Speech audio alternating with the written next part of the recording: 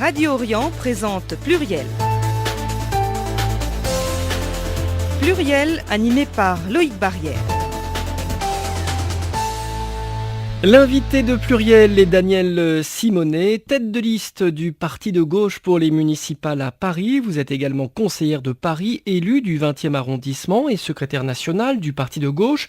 Et vous publiez un ouvrage intitulé « À Paris, place au peuple » aux éditions Bruno Le Prince. Bonsoir Danielle Simonet. Bonsoir. Alors on va parler tout à l'heure de votre campagne pour les municipales à Paris. Mais pour commencer cette émission, j'aimerais vous interroger sur le drame de Lampedusa. Des immigrés clandestins qui sont morts par dizaines, un bilan très lourd puisqu'il y a aussi 200 disparus. Le pape François est intervenu en parlant d'une honte, un deuil est observé en Italie.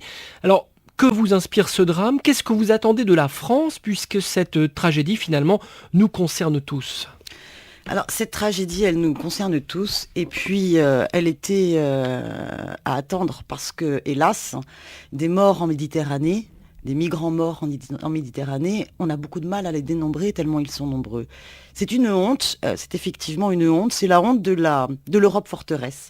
On sait pertinemment que toutes les politiques européennes cherchent à fermer leurs frontières et à même d'ailleurs faire reporter la responsabilité du contrôle des frontières sur les pays de l'autre côté de la Méditerranée dans des accords scandaleux dits de coopération et qui en fait font un transfert de responsabilité dans le contrôle des frontières.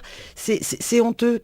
L'humain d'abord que nous défendons à la présidentielle et que nous continuons de défendre au niveau du front de gauche, ça veut bien dire ce que ça veut dire. Cette Europe libérale organise la chasse aux pauvres et peu lui importe qu'on meure en Méditerranée et qu'il y ait des dizaines et des dizaines et des dizaines de centaines de personnes qui meurent en Méditerranée. On a entendu finalement que le pape s'exprimait, on n'a pas entendu les dirigeants européens à part les responsables italiens. Alors pourquoi ? Mais parce qu'ils ont tous soutenu ces politiques et ils soutiennent ces politiques. En même temps qu'ils imposent une Europe ultralibérale, où on permet la liberté des capitaux et des marchandises, on refuse la liberté de circulation des hommes et des femmes. Et en même temps, avec cette politique ultralibérale du libre-échange, eh bien, on va imposer une politique économique qui détruit l'autosuffisance alimentaire des pays d'Afrique, qui organise une généralisation de la misère, qui pousse au mouvement migratoire. Et résultat, en retour, qu'est-ce qu'ils organisent ? Les chasses aux pauvres, que ce soit les chasses aux pauvres, j'espère qu'on en reparlera tout à l'heure, à l'intérieur de chaque État-nation, ou les dérives racistes, et on le voit en France avec la question du racisme anti-Rome qui se banalise de manière totalement scandaleuse. On va en parler juste après. En même temps, on organise une politique forteresse de criminalisation de l'immigration et de mépris complet du respect fondamental des droits de l'homme. Pour aller au-delà de ce drame de Lampedusa, est-ce que vous voyez une différence tout de même dans la façon de traiter cette question de l'immigration entre la gauche aujourd'hui et Nicolas Sarkozy? Est-ce que Manuel Valls est un ministre de l'Intérieur plus souple ? Il n'y a pas de différence. Et d'ailleurs, il ne faut pas l'appeler la gauche d'aujourd'hui. Il faut l'appeler le gouvernement libéral d'aujourd'hui. Mais en quoi c'est de gauche que de se vanter d'expulser autant de personnes en situation administrative irrégulière que sous Sarkozy? En quoi c'est de gauche de casser le droit du travail? En quoi c'est de gauche de casser les retraites? Non, je veux dire... Et en même temps, Manuel Valls a permis à de nombreux étrangers en situation régulière d'avoir la nationalité française. Il y en a un petit peu plus depuis que Manuel Valls est là. Exactement. C'est le seul point que je soutiens dans sa politique, c'est le fait d'avoir à nouveau facilité l'accès à la naturalisation. Mais il faut savoir qu'on revient simplement aux effectifs de naturalisation d'avant Sarkozy. Il n'y a pas non plus de grande rupture, puisque avant Sarkozy, ça restait encore très compliqué de constituer un dossier administratif pour accéder à la nationalité française. Donc, il est une bonne chose de revenir au chiffre d'avant Sarkozy. Ce serait encore une meilleure chose que de faciliter et de rendre l'accès à la nationalité française de toutes celles et ceux qui le souhaitent et qui sont là depuis 5 ans sur le territoire, de pouvoir y accéder directement. Et ce qui serait enfin nécessaire, c'est à la fois de permettre l'accès au droit de vote des résidents étrangers aux élections locales, parce que nous le demandons pas simplement depuis 30 ans, ça fait depuis la Constitution de 1791, et bien qu'en France, nous sommes attachés au fait que le droit de vote, que la citoyenneté soit connectée plutôt à une citoyenneté de résidence. Bien. Mais surtout, il faut mettre un terme à ces politiques d'immigration qui sont axées sur une volonté de criminalisation, de contrôle, et finalement qui aboutissent à faciliter la surexploitation de travailleuses et travailleurs sans droit. Daniel Simonet, ces dernières semaines ont été marquées par de violentes polémiques au sujet des Roms. En tant que responsable du parti de gauche, est-ce que vous pensez que la France a vocation à les intégrer ou bien à permettre qu'ils puissent retourner en Roumanie ou en Bulgarie et vivre dans de meilleures conditions dans leur pays d'origine ? Quel est notre rôle ? D'abord, on va essayer de revenir à l'essentiel. La population rome en France, ça représente au maximum 20 000. Certains disent 17 000, 20 000, bon. Ramené à la population française totale, ça fait 0,0017%.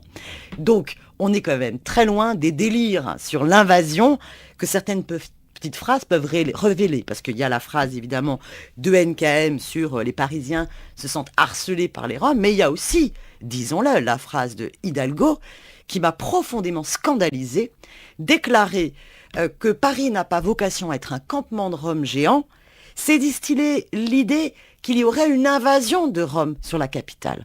Et on ne peut pas, pendant une campagne électorale, qui plus est déjà là à son début, commencer à encourager un racisme anti-Rom et à encourager les pires fantasmes. Donc oui, pour répondre à votre question, il est tout à fait possible en France, et c'est une obligation de notre République, si nous sommes attachés à ses fondamentaux, de permettre l'accès aux droits communs de l'ensemble de ses résidents et qui plus est de ses ressortissants européens.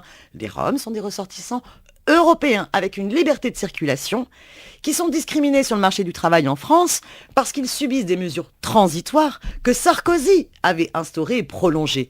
La gauche se serait honorée à les suspendre.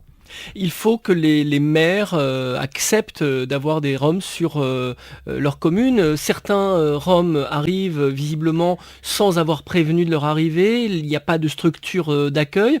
Vous, par exemple, si vous êtes maire de Paris, il y a des Roms qui demandent à s'installer à Paris. Qu'est-ce que vous faites ? Alors, d'abord, la question de l'accès au logement, on n'a pas à la poser spécifiquement pour les Roms. On doit se poser la question, est-ce qu'on trouve normal, quelle que soit leur nationalité, on va pas faire des campements pour les Roms, des campements pour les Maliens, des campements... Qu'est-ce que c'est que cette histoire ? Les Roms n'aspirent pas d'ailleurs à être dans des campements. Les Roms, comme tout... Donc il faut les démanteler. Non, d'abord, le mot, vous savez... Arrêtons-nous sur le mot. Le mot démantèlement des camps véhicule deux choses. Démantèlement, on fait tout de suite la symbolique derrière de la filière mafieuse. Et campement, on veut faire croire qu'ils souhaitent habiter, que c'est leur vocation culturelle d'habiter dans des habitats de fortune ou bien d'être des gens du voyage. Il faut déconnecter les choses. Il y a en France, et d'ailleurs ils sont majoritairement de nationalité française, des hommes et des femmes qui choisissent un mode de vie alternatif, nomade, et pour lequel il y a au niveau de la loi, qui est hélas pas assez respectée, eh bien des aires pour les hommes et les femmes du voyage. Bien. Il y a encore plein de batailles à faire parce que, résultat, ils subissent toujours des carnets de circulation et des mesures rétrogrades avec qui n'ont pas tout été levées. Des actions de la part des habitants qui sont assez violentes. On a vu à Marseille, par exemple, des gens mettre le feu à chaque fois que la des municipalité véhicules appartenant à des gens du voyage. À chaque fois qu'une municipalité, que les collectivités n'assurent pas l'ensemble de leurs obligations vis-à-vis de toutes les populations, eh bien, hélas, on peut avoir des dérapages où les populations pensent qu'elles vont défendre leurs intérêts en se faisant la guerre entre elles. Donc, la problématique à Marseille, c'est la suivante. Vous avez des quartiers qui ont été abandonnés, où les services publics ont été démantelés. Là, pour le coup, oui. Où vous avez un taux de chômage énorme.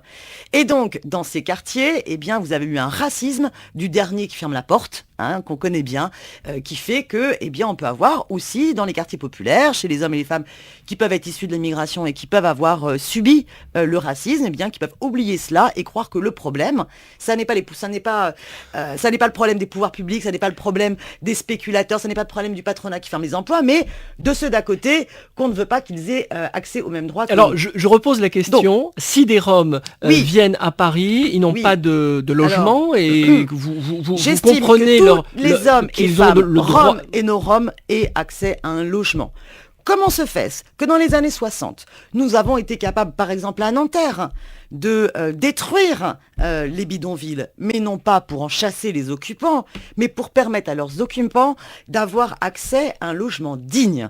On ne s'est pas préoccupé à l'époque, je n'étais encore bien trop petite, mais on ne s'est pas dit de quelle origine sont-ils et leur demande, en fonction de cette origine, est-elle légitime. On s'est dit, c'est pas possible, nous sommes un grand pays, nous produisons beaucoup de richesses, nous avons les capacités de les partager, de faire en sorte que tout le monde ait ce droit essentiel qui est le droit au logement. Donc la question, derrière la question des Roms, sachant que cette expression-là même est assez terrible, remplacer à chaque fois le mot Rome par le mot juif, ou par le mot arabe, ou par le mot musulman, ou ce que vous voulez, ça n'est pas acceptable. Derrière, c'est quoi? Est-ce qu'on accepte qu'en France, il y ait des hommes et des femmes qui soient chassés, pourchassés et qui dorment soit dans des cabines téléphoniques en plein cœur de Paris, ou bien qui dorment dans des campements de fortune autour du périphérique? Donnons-leur l'accès au logement et c'est tout à fait possible. Est-ce que vous avez des exemples à nous donner de municipalités qui finalement sont compréhensives et organisent les choses d'une manière plus humaine? Je pense par exemple à Montreuil. Est-ce que Montreuil est un bon exemple? Puisqu'il y a des logements. Montreuil, il y a de bonnes expériences et en même temps, je trouve que sur Montreuil, il n'y a pas suffisamment eu le travail d'implication citoyenne et de mobilisation de la population pour lui faire prendre conscience de ce qu'on est en train de faire et qu'elle adhère à l'ensemble du projet. Je vais vous donner un autre exemple, celui de Viry-Châtillon.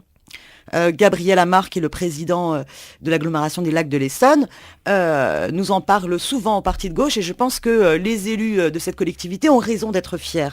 Ils ont fait vraiment un travail, d'abord mobilisant l'ensemble des associations du territoire pour permettre à environ, je crois qu'ils étaient une quarantaine de familles, de pouvoir avoir accès à un habitat digne.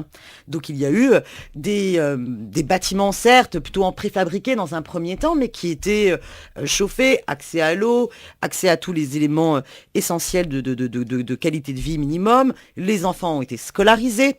Et ensuite, il y a eu un travail de mobilisation des employeurs du secteur pour pouvoir, famille par famille, homme par femme, trouver des promesses d'embauche.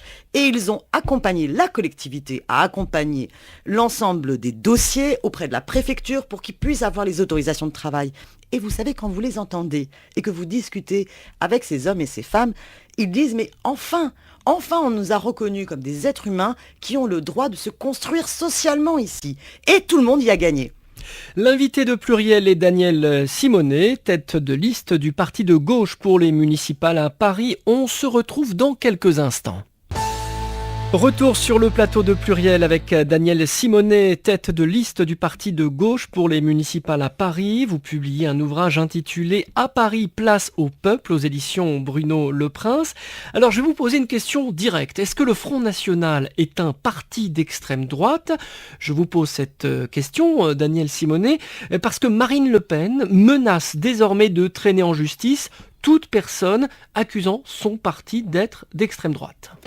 Alors moi je trouve que c'est quand même une polémique formidable. Je propose qu'on organise par exemple une enquête auprès de vos auditeurs et vos auditrices et qu'on leur demande s'il vaut mieux appeler ce parti d'extrême droite ou peut-être, c'est peut-être le souhait de Marine Le Pen, c'est qu'on arrête ce politiquement correct et qu'on appelle un chat puis qu'on appelle ça le parti des fachos. Franchement, écoutez, regardons ce que propose le Front National. Le Front National propose la guerre de tous contre tous. Le Front National a une politique complètement antisociale. Ils soutiennent les politiques de réduction des dépenses publiques. Ils sont contre la retraite à 60 ans. Ils sont évidemment pour la dérégulation du travail et travail du dimanche. Sur la question des femmes, c'est un parti d'un sexisme absolu. Et nous ne sommes pas en train de découvrir l'ensemble des propos racistes et du programme raciste de ce parti qui qui méprise la démocratie. Et pourtant, Daniel Simonet, voilà, vous venez de dire tout ce que vous pensez, tout le bien, entre guillemets, que vous pensez du Front National, et vous voyez que Marine Le Pen apparaît pour la première fois parmi les 3 personnalités politiques en tête du baromètre TNS aux fraises du Figaro, derrière Nicolas Sarkozy et Emmanuel Valls. Visiblement, Marine Le Pen, elle ne fait pas peur à une majorité de Français, en tout cas à une bonne partie des Français. Il y a une sorte de normalisation du Front National. Et les médias ont beaucoup aidé à cela. Je vais vous donner un exemple. Je viens de découvrir que France 3 Régional Île-de-France va sortir une émission sur les municipales à Paris, ou municipales franciliennes sur la région Île-de-France. Ça va être une émission, ça va durer qu'une fois par mois. Hein. Alors comme les municipales sont en mars, on va compter le peu d'émissions, pourtant sur une chaîne publique pour préparer les élections municipales, c'est déjà pas glorieux. Savez-vous quel est le premier invité ? Front National, j'imagine. Oui, mais qui ? Ah là, je l'ignore. Marine Le Pen. Donc Marine Le Pen, qui n'est pas candidate sur aucune ville de la région Île-de-France, sera la première invitée de France 3 Régional Île-de-France. Mais franchement, vous prenez maintenant Le Parisien ou vous prenez Libération. Ils ont fait des petits portraits des candidats après NKM Hidalgo. Quel est le petit portrait, le premier qu'ils ont fait, qu'il s'agisse de Libération ou du Parisien ? Valran de Saint-Just, peut-être, c'est Exactement. ça. Alors, pourtant, Valran de Saint-Just... On va lui faire un peu de publicité, puisqu'il est quand même pas très connu. Il est quand même bien derrière. Le candidat du Front National à et Paris. qui est quand même bien derrière le Front de gauche, qui à Paris, avec ses 11%, est la deuxième force à gauche. Alors, la troisième vous voulez dire que le Parisien et le Front National roulent pour Marine Le Pen ? Je pense que l'ensemble des médias, une grande majorité des médias, pas cette radio, j'en suis sûre, mais une grande majorité des médias... On invite tout le monde, on les invitera. Une grande majorité des médias, participent de cette dédiabolisation et de cette banalisation du Front National. Certains de manière consciente, certains de façon sciemment étudiée. Il y a quelque chose qu'il faut comprendre. On est dans un système qui est de moins en moins une démocratie.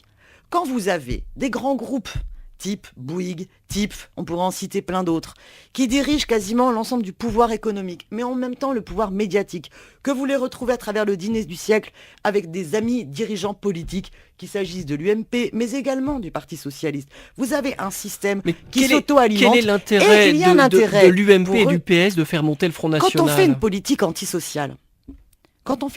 antisociale, qui désespère celles et ceux qui ont contribué à battre Sarkozy, vous avez quoi comme recours possible ? Déjà, il faut avoir comme recours d'essayer de détourner l'attention de ces questions sociales.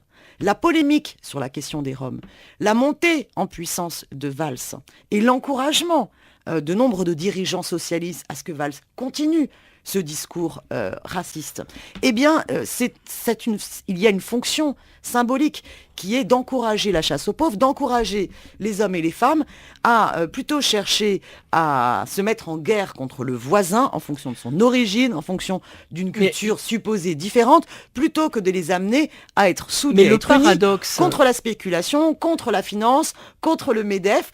Et moi, je vais vous dire, j'ai vraiment le sentiment que les dirigeants, y compris du PS, savent que de toute façon, une grande partie des pauvres ne voteront pas. Savent qu'une grande partie des classes populaires n'iront pas au vote. Non seulement s'abstiendront, mais aussi sont de plus en plus nombreux à ne même pas vouloir se réinscrire sur les listes électorales. Et ils s'en moquent. Et en définitive, la montée du Front National leur permettra d'imposer d'autant plus le vote utile pour réasseoir leur position. Voilà, j'ai l'impression, le calcul sordide que certains irresponsables font. Il y a un calcul cynique des grands partis pour que les couches populaires n'aillent pas voter. Il n'y a que comme ça que je m'explique les petites phrases qui ont pu dire entre Mélenchon et Le Pen, Mélenchon c'est pire. On en a eu quand même pas mal, des petites phrases comme ça. Qui a dit ça ? J'ai oublié, mais étaient plusieurs dirigeants socialistes à avoir sorti ces phrases-là. Regardez les dessins de Plantu. Vous avez dernièrement un dessin de Plantu qui est monstrueux, où vous voyez un intégriste musulman bien diabolisé, et puis ensuite un syndicaliste bien diabolisé, et on renvoie dos à dos l'un et l'autre. Donc derrière cette imagerie, on fait croire que tous les musulmans sont des intégristes et on fait croire aussi que les syndicalistes, parce qu'il y a un t-shirt CGT, eh bien, sont, par leur position contre le travail du dimanche, aussi terrifiants et à rejeter que les pires intégristes. Alors, j'ai plusieurs questions. Vous dites que Marine Le Pen a un discours antisocial. Et pourtant, on a le sentiment aujourd'hui, quand on écoute des électeurs nouveaux du Front National, que ce n'est pas le discours anti-immigré qui séduit chez Marine Le Pen, mais son discours social précisément. Et puis, vous parlez aussi de Mélenchon. Est-ce que vous ne pensez pas aussi que Jean-Luc Mélenchon fait du populisme? C'est une attaque qui est récurrente contre Jean-Luc Mélenchon. Alors, il y a plusieurs points dans votre question. Souvenons-nous de la montée des extrêmes droites et des fascismes en France et en Europe dans les années 30. Ils épousaient un discours clairement antisémite et en même temps qu'ils associaient à un discours contre la finance, contre le capitalisme. Et leur objectif était double, à la fois de casser l'unité de la classe ouvrière, de casser les syndicats et de faire croire au peuple qu'ils en épousaient les aspirations sociales. Mais ils ne voulaient absolument pas changer les rapports de force dans les systèmes d'exploitation. Donc c'est un programme caché. Il y a un programme caché. Bien sûr, parce que il est à peine caché, parce que quand vous demandez quelle est la position du Front National sur la question des retraites, vous les avez vus dans une seule des manifs. Sont-ils pour rétablir la retraite à 60 ans? Non.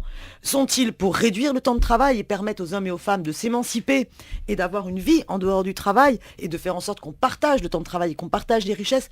Non.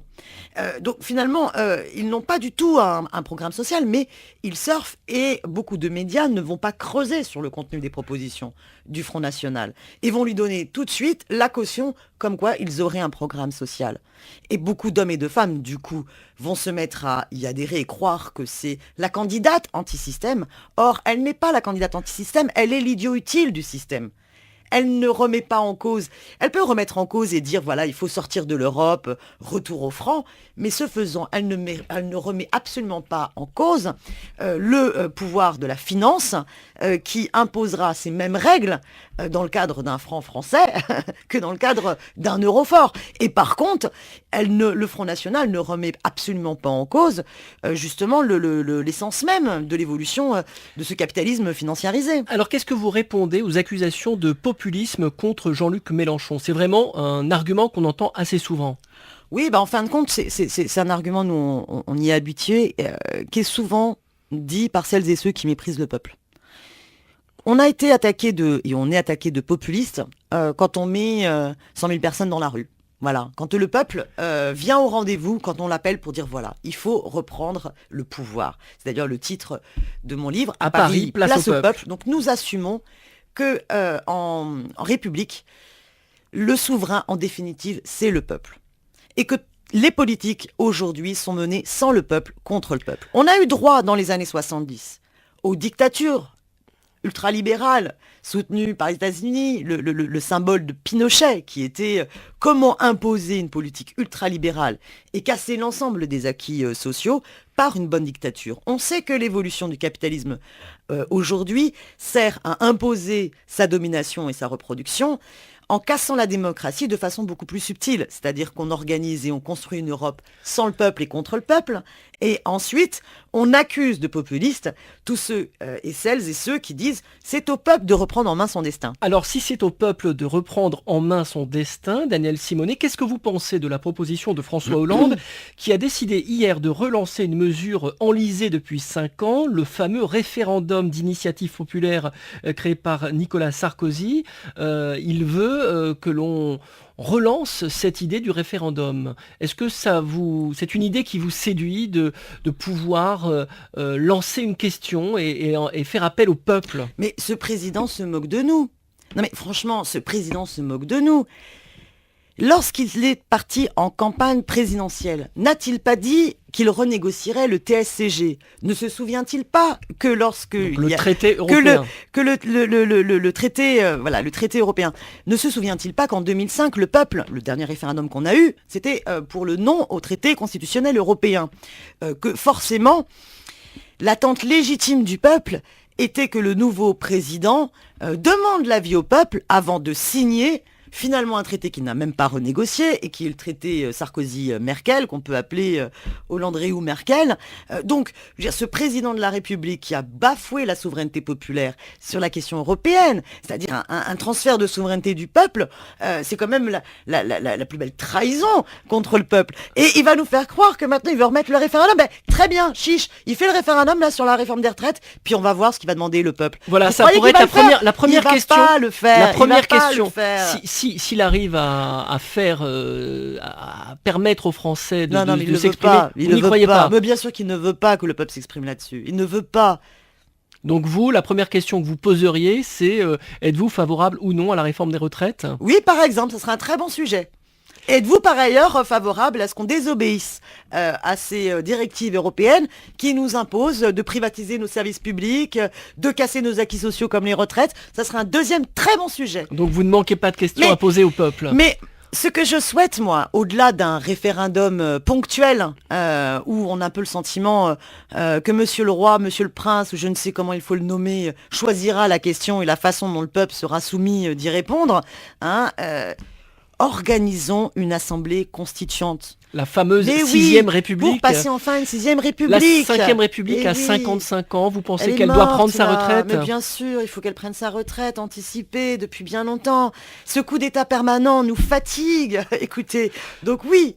Alors Daniel Simonet, parlons à présent de Paris, votre ville. On est à moins de 6 mois des municipales.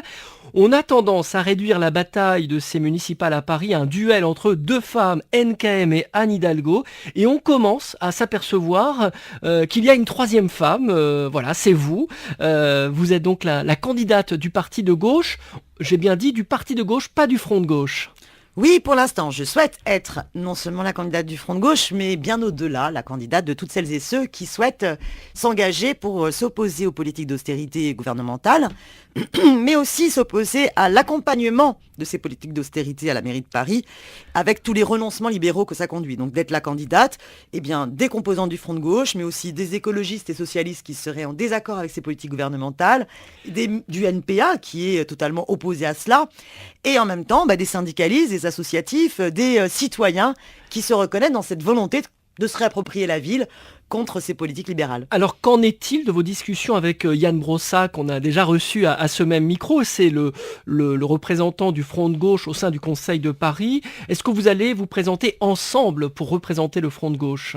Alors, avec Yann Brossa, ça serait très simple, mais c'est avec le Parti communiste français, que c'est dans son ensemble qui vont décider. C'est pas une discussion Daniel Simonet, Yann Brossa. On s'entend très bien d'ailleurs. Les communistes vont voter. C'est leur volonté d'organiser un vote les 17, 18 et 19 octobre prochains. Moi, bien sûr, je regrette qu'ils prennent tant de temps avant de prendre cette décision qui, pour nous, est évidente et que nous avons pris il y a presque un an déjà. C'est-à-dire que la question que se posent les communistes, c'est est-ce qu'ils vont aller directement au premier tour avec Anne Hidalgo ou bien conduire une liste autonome éventuellement avec vous? Et moi, je leur dis, écoutez... On doit poursuivre cette stratégie autonome et conquérante du Front de gauche. Quand on fait de la politique différemment des autres au Front de gauche. On décide d'être cohérent et d'être honnête. Donc on ne peut pas le mardi dénoncer la réforme des retraites et puis 3 jours après dire bon, finalement on va quand même faire une même liste avec les copains de ce gouvernement. On a quand même l'impression qu'il y a aussi des enjeux qui dépassent peut-être Paris, puisque on voit que dans les villes qui ont des communistes qui dirigent ces villes, le Parti socialiste est en train de mener une bataille assez forte. Donc il y a forcément... Raison de plus, les socialistes ils font pas de cadeaux aux communistes. Ils ont décidé dans le 93 d'aller haro contre ces municipalités. Donc raison de plus pour pas les cirer leurs chaussures à Paris et se mettre avec eux dès le premier tour, alors que nous ne partageons pas les grands axes du programme d'Anne Hidalgo. Loin de là. Est-ce que vous pensez que vous êtes en mesure de changer la donne au mois de mars à Paris? Est-ce que la sociologie, je dirais, de la population parisienne est en votre faveur? On dit que Paris est une ville de bobos et donc ils auraient plutôt tendance à choisir Anne Hidalgo, voire Nathalie Kosciusko-Morizet, qui a une bonne image auprès de certains Parisiens. Là, vous avez raison, c'est qu'en deux mandatures, hélas, malgré les deux mandatures de gauche, l'embourgeoisement de la capitale s'est accéléré. Et l'exode social des quartiers populaires, des hommes et des femmes aux revenus moins conséquents, s'est poursuivi. Paris chasse ses forces vives et Paris sans bourgeoise. Donc forcément, ça va pas nous aider. Et pourtant, je pense qu'il y a beaucoup d'hommes et des femmes qui ne souhaitent pas d'un Paris ghetto de riches. Ils ne souhaitent pas non plus un Paris de la spéculation immobilière, car celles et ceux qui sont pris à la gorge par les montants des loyers complètement indécents sont très nombreux. Et ils ne souhaitent pas non plus d'un Paris totalement aseptisé, uniformisé, un Paris voué aux intérêts privés de Decaux, de Bolloré, de Unibail, de tous ces gros groupes qui ont soit développé leurs grands centres commerciaux, soit décident de projeter, de mettre en place des grandes tours anti-écologiques de bureaux, comme c'est le cas de la Tour Triangle dans le 15e arrondissement. Et je pense qu'il y a... Vous voulez dire que Paris a été, on va dire, donné au privé c'est... Anne Hidalgo a quand même été une sacrée bétonneuse, servant sur un plateau, notamment à Unibail, le ventre de Paris, le centre commercial. Le Forum des Halles. Le Forum des Halles, offrant également Beaugrenelle. Et là, maintenant, ce projet de tour triangle, il y a d'autres projets de tours aux alentours de Paris qui ne sont absolument pas voués à du logement social ou du développement de services publics, mais qui permettent aux grands promoteurs spéculateurs de développer leurs profits. Donc on est en train de vendre Paris ? Oui, on est en train de vendre Paris, puisque également, au niveau des services publics, cette soumission politique d'austérité qui fait qu'ils se vantent d'avoir faiblement recours à l'emprunt, eh bien, les amène à préférer développer des marchés d'appel d'offres pour créer de nouvelles crèches que de développer plus fortement le service public de la petite enfance. Et vous avez aussi les parkings qui sont donnés à Vinci. C'est peut-être aussi le moyen de ne pas augmenter les impôts, Danielle Simonet. En fait, vous savez... C'est aussi pour ça qu'on a besoin du privé. Non, justement, on veut nous faire croire que le privé coûte moins cher alors que c'est l'inverse. Le privé et l'austérité nous coûtent cher. Parce qu'une entreprise, quand elle s'occupe par exemple de la collecte des déchets en régie privée, elle a besoin de dégager du profit. C'est tout, c'est sa logique, c'est normal. Donc quand elle dégage du profit, notamment pour rétribuer ses dividendes, eh bien qui le paye ? C'est nos impôts qui payons les dividendes aux actionnaires via les concessions à ces entreprises privées d'une tâche de service public. Si vous reprenez en régie directe la propreté sur Paris, ça reviendra beaucoup moins cher aux contribuables. Donc il faut tordre le cou à cette logique libérale qui veut nous faire croire que le recours au privé revient moins cher. Quels sont les autres services qui peuvent être privatisés dans la mairie de Paris ? Qu'est-ce que vous redoutez pour les années qui viennent si Anne Hidalgo est élue ? Il y a déjà ceux qui sont privatisés et qu'il faut remunicipaliser. Bon, on a en 2008 remunicipalisé l'eau. C'est une très bonne chose. Il faut maintenant remunicipaliser les parkings. Il faudrait remunicipaliser Autolib et Vélib. Il faudrait développer la remunicipalisation de toutes les crèches qui ont été concédées au privé. Vous avez aussi des logiques de privatisation rampantes qu'il faut stopper. Par exemple ? Alors, je vous donne un exemple. Moi, je siège à l'établissement public administratif des musées. Et je ne sais pas si vous connaissez l'histoire de la petite grenouille. La petite grenouille, vous savez, si vous la mettez dans une eau bouillante, eh bien, elle peut sauter et puis elle peut se sauver. Par contre, si vous la mettez dans une eau et vous réchauffez petit à petit, elle s'endort et à la fin, elle meurt. Eh bien, au niveau de l'établissement public administratif des musées... C'est très imagé, on comprend tout de suite. Eh bien, on a un recours au mécénat. Donc, vous avez les Galeries Lafayette, BNP, je ne sais qui d'autres, qui vont donner de l'argent pour qu'on qu'on rénove, qu'on fasse de la réfection de tableaux. Et donc, on va juste mettre, vous inquiétez pas, un petit logo sur la plaquette. Bon. Et puis finalement, on va juste mettre un petit logo sur le cartel en dessous de l'œuvre. Ah, puis là, comme il y a 3 œuvres qui ont été restaurées grâce à ces bons princes de la finance, on va mettre une pancarte dans la salle avec tous nos remerciements à la générosité des donateurs privés de telle boîte. À quand un tatouage sur la Mona Lisa pour remercier les sponsors ? Alors, heureusement, elle ne dépend pas des musées de la ville. Mais comprenez la logique. C'est une logique de privatisation. Donc, pour l'instant, on fait des petites choses. Dans le cadre de la réforme des rythmes éducatifs, il y a en plus des associations, des entreprises privées auxquelles on a eu recours. La marchandisation, elle s'immisce partout. On parle des rythmes scolaires juste après la pause. L'invité de Pluriel est Danielle Simonet, tête de liste du Parti de gauche pour les municipales à Paris. Dernière partie de Pluriel avec Danielle Simonet, tête de liste du Parti de gauche pour les municipales à Paris. Vous publiez un ouvrage intitulé « À Paris, place au peuple » aux éditions Bruno Le Prince.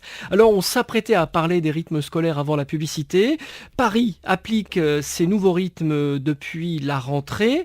Vous êtes une élue du 20e arrondissement. On va vous demander un petit reportage dans le 20e arrondissement. Comment ça se passe là où vous habitez ? Ben, ça se passe pas très bien. Vous savez, moi, j'étais de toute façon opposée à cette réforme. J'étais opposée au décret Payon et opposée au fait que Paris se présente volontaire pour être le meilleur élève pour soulever le soldat Payon. Voilà. Concrètement, sur le terrain, on a d'abord des enfants qui sont fatigués, des enfants notamment maternels qui sont complètement désorientés parce qu'ils voient plein d'adultes dans la journée, parce que d'une journée à une autre, on n'est pas du tout sur le même rythme. On a des conditions de travail pour les enseignants qui se sont dégradées, puisque c'est très difficile de laisser votre salle de classe. Ça veut dire qu'à la fin de vos cours, vous ne pouvez pas continuer à travailler dedans pour préparer la séance du lendemain. Que forcément, si vous avez des animateurs du périscolaire ou des associations qui interviennent dans votre classe, le lendemain matin, vous ne retrouvez plus vos affaires de la même manière. Donc, ça n'est simple pour personne. Et puis surtout, à quoi ça sert? Pourquoi est-ce qu'on a organisé ça?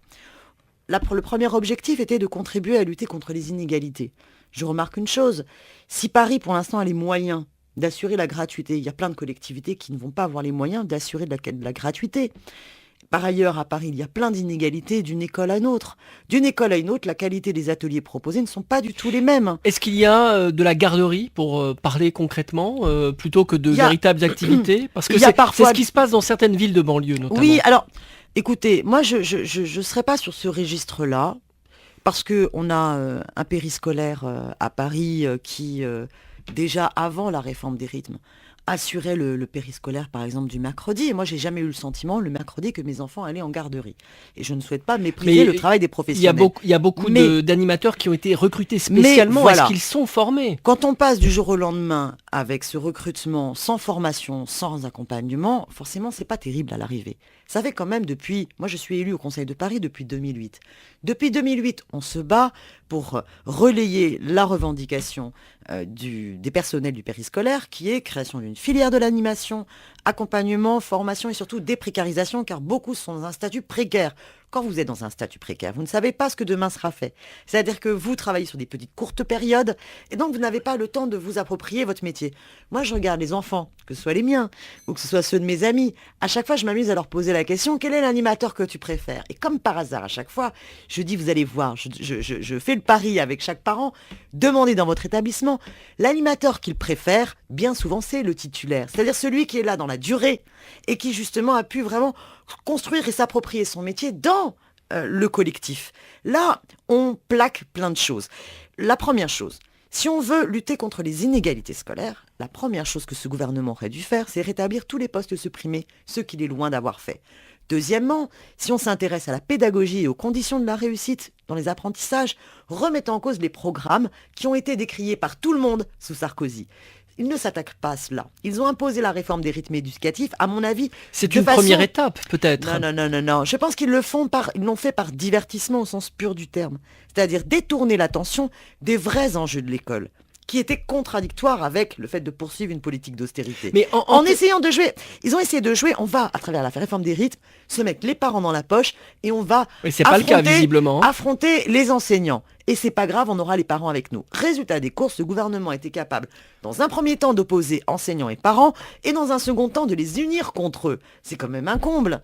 Et dernière chose, la réforme, les réflexions par contre sur l'aménagement des rythmes éducatifs et sur la coéducation entre les différents acteurs de l'éducation nationale qui ont la responsabilité pédagogique, du périscolaire et de l'éducation impopulaire qui peuvent avoir un rôle complémentaire dans la coéducation. Vous avez eu l'appel de Bobigny, dont d'ailleurs le gouvernement prétend se référer alors qu'il le méprise et le piétine complètement, qui disait qu'il fallait travailler à vraiment un volontariat de ces différents partenaires et qui réfléchissent à des projets pour construire une continuité dans le respect des rôles spécifiques des métiers de chacun au service de l'enfant. Or là, vous piétinez les enseignants, vous dégradez leurs conditions d'études, vous plaquez des associations qui sont bien souvent même pas les associations du quartier, sans qu'il y ait un temps de coproduction d'un projet sur l'école. Donc tout cela n'est fait. Mais en même temps, c'est le début. Est-ce qu'on peut aussi faire confiance à cette municipalité et se dire que le temps va quand même résorber les problèmes? Là, on est en train d'expérimenter quelque chose. D'abord, il ne faut jamais faire confiance, il faut se mêler de tout. Si faire confiance, C'est s'en désintéresser et s'en dessaisir, ça ne peut pas fonctionner. Au contraire, Parce pour que à l'école chaque fois qu'on fonctionne, réforme, il y a toujours des résistances, c'est pour que normal. l'école fonctionne, il faut que tout le monde s'y implique. Il faut qu'il y ait une implication des enseignants, il faut qu'il y ait une implication des parents, il faut qu'il y ait une implication des autres acteurs. Il ne faut pas qu'on leur impose de travailler l'un à côté de l'autre sans leur donner les possibilités de travailler ensemble. Donc non, il ne faut pas laisser faire. Il faut que les enseignants continuent à s'approprier ce débat, que les associations aussi, qui sont déjà nombreuses à être mécontentes dans la façon dont ça se passe, parce que qu'est-ce qu'on leur demande de faire? D'être de vulgaires prestataires de services qu'on colle à tel horaire au mépris de ce qu'elles auraient aimé co-construire. Et vous étiez en train de me dire tout à l'heure qu'il y avait du privé aussi, des partenaires privés? Mais ça, c'est le comble, ça, bien sûr. On a découvert qu'il y avait, par exemple, des petites boîtes de langue qui ont pu répondre au marché d'appel d'offres de la ville. Et donc, on introduit les intérêts privés dans l'école. Donc, c'est du grand n'importe quoi. Donc, il ne faut pas laisser faire. Il faut que dans chaque conseil d'école, tous les partenaires s'approprient le débat et présentent leurs exigences. Par exemple, je pense qu'au niveau de la maternelle, il faut revoir et rétropédaler de façon urgente et prendre conscience qu'un enfant en maternelle, on doit lui permettre de pouvoir accéder à des emplois du temps réguliers, pas à 36 000 Donc, adultes si vous référents. êtes élu au mois de mars, vous allez finalement être obligé de prendre le train en marche. Ces rythmes scolaires, vous n'allez pas revenir dessus. Alors, quand je serai élu maire de Paris, n'est-ce pas? Eh bien, d'abord, je commencerai par le commencement. Et le commencement, c'est quoi? C'est mobiliser les enseignants et l'ensemble des acteurs concernés pour tirer le bilan et voir comment est-ce qu'on reconstruit une école et des rythmes adaptés aux intérêts de l'enfant. C'est-à-dire qu'il faut d'abord partir du regard, de l'expérience, de la compétence des acteurs qui sont en situation et pas plaquer parce qu'on serait 4 petits technocrates soi-disant plus brillants que tout le monde qui décrètent et décident à la place de ceux qui font l'école pour l'enfant ce qui serait bon. Alors, on voit aussi l'UMP surfer sur ce mécontentement des parents et des enseignants. Est-ce que cette colère sur les rythmes scolaires, ça peut profiter à la droite, au municipal, notamment à Paris?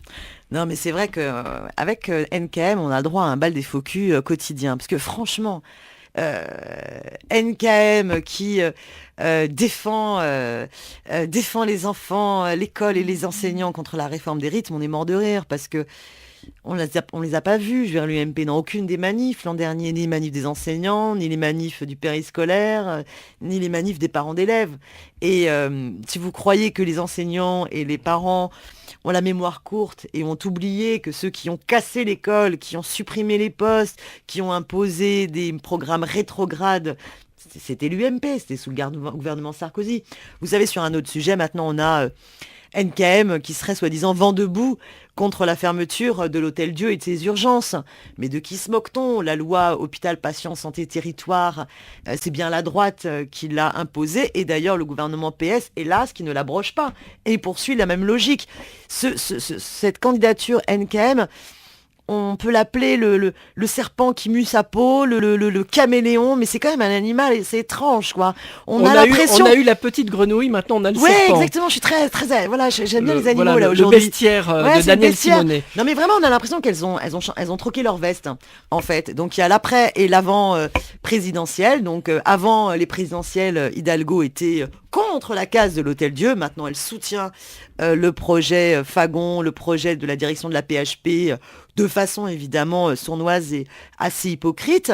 Et puis tout d'un coup, NKM qui a troqué la veste et qui maintenant serait celle qui défendrait l'hôpital public. Ça n'est pas sérieux et je pense que l'électorat s'en souviendra avec son bulletin de vote. Alors, autre sujet qui concerne à la fois l'actualité nationale mais aussi l'actualité parisienne, les patrons d'enseignes de bricolage semblent avoir convaincu une grande partie des Français de la nécessité d'ouvrir leurs magasins le dimanche. Comment vous expliquez que les Français, comment vous expliquez que les Français soient favorables au travail du dimanche ? Alors, les Français, ils veulent augmenter leur pouvoir d'achat. Les Français, ils en ont marre de tirer la langue. Les salaires n'augmentent pas et c'est la catastrophe. Sauf que ils virent Sarkozy, ils pensent mettre un gouvernement de gauche et ce gouvernement-là leur donne un carambar en guise d'augmentation du SMIC.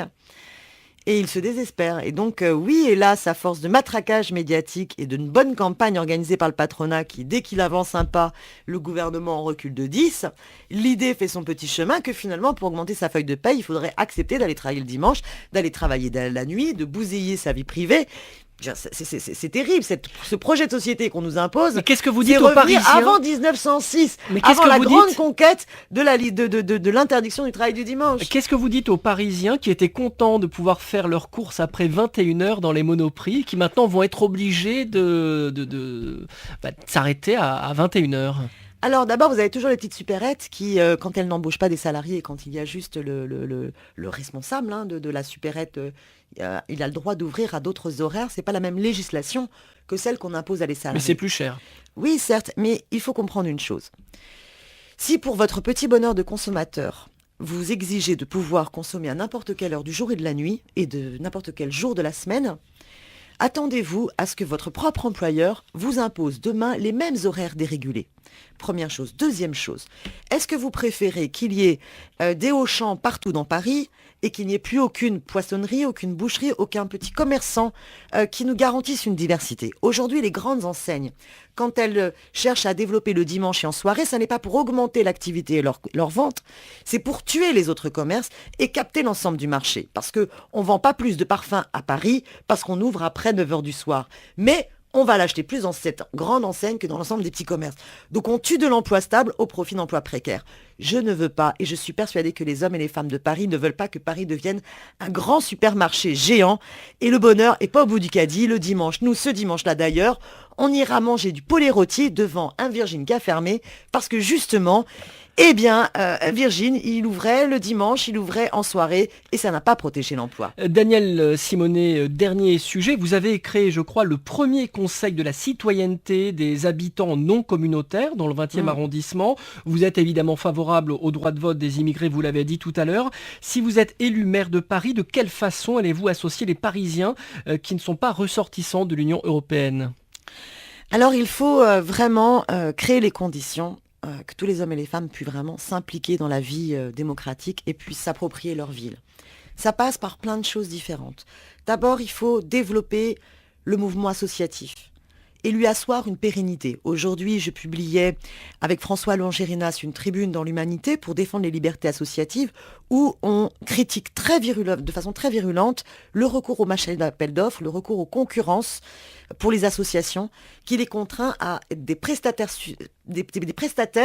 de la commande publique et on casse leur liberté associative et on est en train de préparer un grand plan social en baissant les dotations de l'État aux collectivités et les dotations des collectivités aux associations. Donc ça, c'est la première chose. Assumer qu'il y ait des lieux de contre-pouvoir. C'est vrai pour tout le monde, et ça l'est d'autant plus pour les extra-communautaires qui aujourd'hui sont exclus du droit de vote et sont très fortement impliqués dans le mouvement associatif. Mais que bien souvent on ne soutient pas suffisamment parce que souvent la puissance publique a peur des instances de contre-pouvoir. Il faut au contraire qu'ils s'y impliquent. Mais il faut aussi développer les conseils de quartier, la démocratie locale, et qu'elle cesse d'être le cadre de pseudo-consultation mascarade en fin de course quand les dossiers sont bouclés. Il faut vraiment que bien en amont, on implique tout le monde.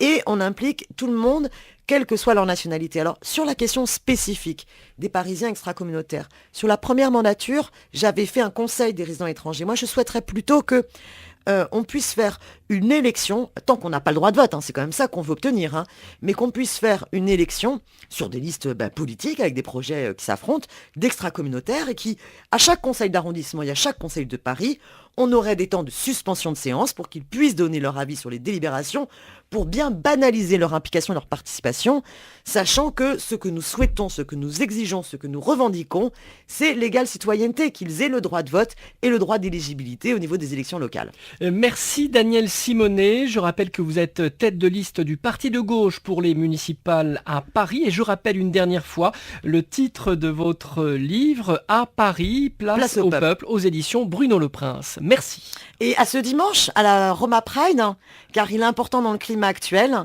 où il y a une banalisation du racisme anti-rome, qu'on soit très nombreux, donc j'en profite, toutes celles et ceux qui nous écoutent, pour qu'ils nous rejoignent à Bastille à partir de 14h. Merci, bonsoir.